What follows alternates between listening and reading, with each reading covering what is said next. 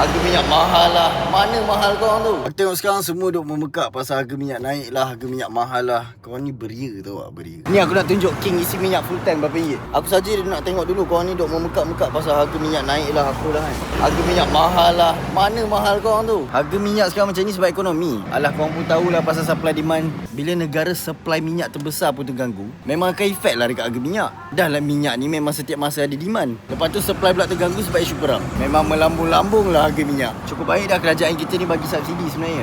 Itu pun ada lagi yang melalak macam benda ni salah kerajaan. Kerajaan kita ni dah buat yang terbaik lah sebenarnya.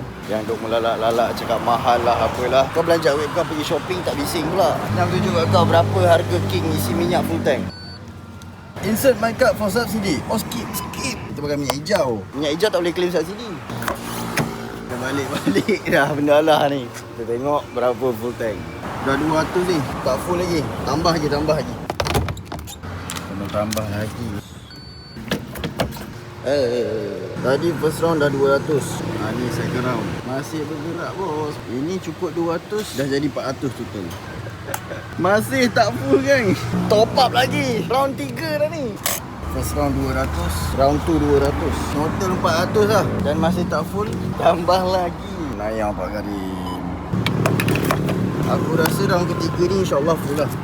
Full lah. Aku expect dalam 600. Dia cukupkan 50. So receipt ketiga RM52. 200, 250. So ada dah lebih kurang RM500.